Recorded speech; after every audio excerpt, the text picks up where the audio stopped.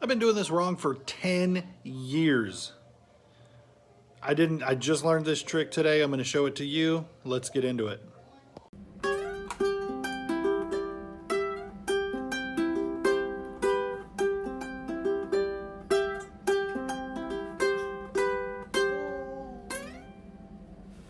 You guys want to see a magic trick? This is a broken RC car. Ta-da! Now it's a housing for now it's a body for an expensive RC car. Broken $2.99 RC car at Goodwill. Expensive customization for a RC car. Okay, so check this out. I just learned this today, and hopefully it's gonna make a difference on my comping. You can lock so that when you look things up, you only see sold listings. What you do is you go down to customize, and you click the thing where you can make things lockable, and then you go into the you click sold, and it shows you that lock, and you lock it, and then every time you search for something, it shows up locked. Now you can turn it off and back on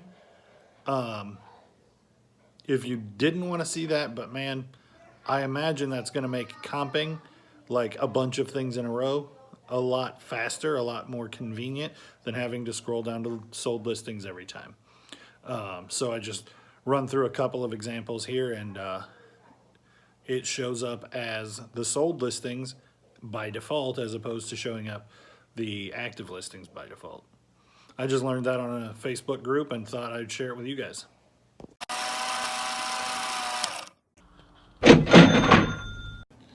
Hey guys, let's do some what solds. Just kind of sitting here at the laptop looking at things I need to print labels for. It's New Year's Day, so nothing's going out today anyway. But I figured I could tell you guys what sold. These vintage patches are, one of them I literally pulled off a hat. Like, this is embroidered, but it was a glue-on label, and I just peeled it off of the hat because the hat was garbage, but it was a Hitachi hat. And the other one was sewn onto a hat, and it was cool, but the hat, it was sewn onto a flat cap, and it just didn't match the styles at all. So I just pulled them off, listed them as a lot. They sold for $8.25. That's the buyer all in. They sold for $7.64 free shipping, but it was stuff I was going to throw away because I got it in a lot. I bought a lot of hats, and these two patches were on hats that were just going to get redonated if I didn't do this. So it's found money. I'm finding a way to make money. That's something that I try to do a lot, is find a way to make money on items that come in a lot that aren't, it's not the item that I was buying a lot for, but I'm figuring out a way to make money on that thing, because all those little bonuses count. So that's probably going to end up being $5, but it's $5 that I didn't donate back. This is a vintage starter sweatshirt. I picked it up for $2.22 at Goodwill the other day. It sold for $16.99. Okay, so yes, that was free shipping. This sold, I had this on Instagram. A lot of people were pretty excited when I found this one because it's just a really popular type of sweater. If you see these cable knit sweaters, pick them up. I paid $4.99 for this at Goodwill, and it got a lot of likes on Instagram, and I had people in line asking me about it at the Goodwill.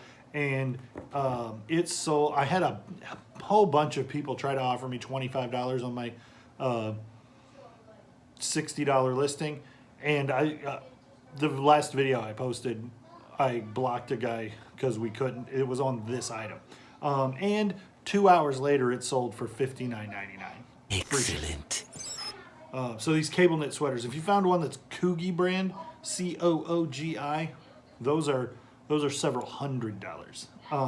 But these generic ones that are knockoff Coogi, where it's like crazy designs. There's some that are pretty plain, but they're very desirable So if you find them, they'll sell anywhere between $30 and $100 for a generic one, and a Kugi one would sell for $175 to $300 for the right one, to the right buyer.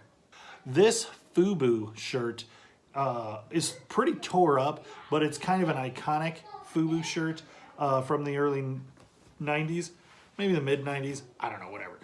It's and this one's 2X, and FUBU always runs big. Sold for $12.99 plus $5.35 shipping, and it had holes in it, and the embroidery on the front wasn't very good. I almost didn't even list it. It's a $30 shirt in nice shape, but it's cheap when it's not in nice shape. So hopefully the person either fixes it up or does something with the patch on the front of it, or wears it thrashed, because there are people who think that's a cool style. I don't think they're wrong. It's just not the way I wear my stuff. J.R.R. Tolkien. This was a cheap sale, but it was a book at a place where I was buying a couple of books anyway. This is the Two Towers from the Lord of the Rings series. Guys, can you please be quiet or shut the door? Something.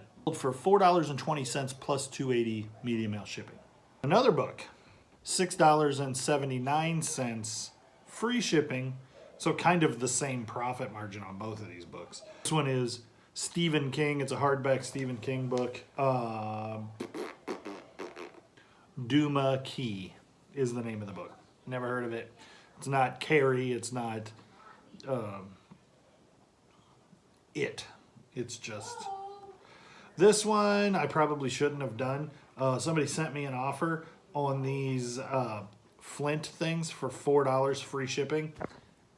I'm giving them away. But I've had them sitting around forever, so it's something to generate activity in my store. So for $4, I'm basically just, they bought the label to ship them to them, and I'm giving them away. But they're sitting in my store forever. They're not doing me any good sitting out in a box. So cut my losses on that one.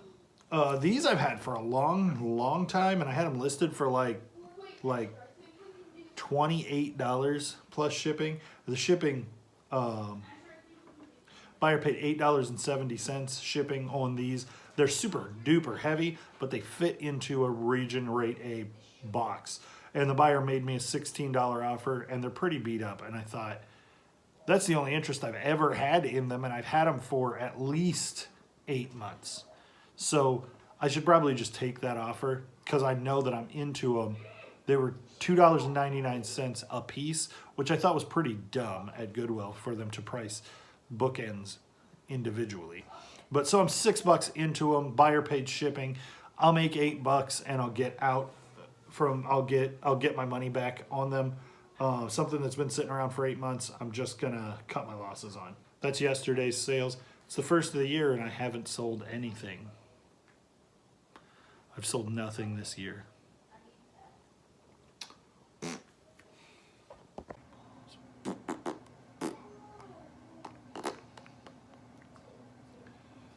So watching that video back, I'm like, there were a lot of things that I made almost no money on. But the sweatshirts, I made some money on. So sometimes it goes that way. Those, I remember those Flints I got for like a quarter for both of them, and thought, oh, I'll for sure, be able to sell them for $6 or $8. And it didn't happen. It's not a huge deal. Sometimes I gamble on stuff, and sometimes comps just, somebody got top dollar and you're not going to get top dollar. I buy stuff on spec. I take what I can get for it. These were $1 a piece at the thrift store, and the guy that I was with was like, really? You're going to buy these for $1 a piece? And he's right. A lot of times you'd find these at a thrift store, they would be 6 or 7 of them in a bag for $2 or $3. So you can do better than I did, but this specific group, there is not one of these that is newer than 20 years old. This one is 2000, and he's 21 years old. This one is 1988. And so I'm not buying these if they're not marked. at least for the name of the dinosaur. This one's 96, and these two that look alike, 1985, and this other Brontosaurus is 1985 as well. This guy is 1997. Let me just show you a bunch of dinosaur junk. And then this guy doesn't actually have a date on him, but he is marked Dilophosaurus or whatever the name is of this. I forget. But so these, it would be tempting to just pass these up and not even look at them. And not all of them are valuable. And ones like this that don't have any date on them, I wouldn't necessarily mess with, except he was here with all these other vintage ones. Look at them. They're these will comp. These all comp around $10 plus shipping each. So $7. I've got $70. About probably $50 in profit. And it's pretty easy money. And they're neat. So that's a tip. Don't sleep on plastic dinosaurs. Don't get everyone, but you know, look them up. All right, well, I think that's gonna do it, unless Desiree wants to say hello. For the video today, tips, tricks, and some what solds.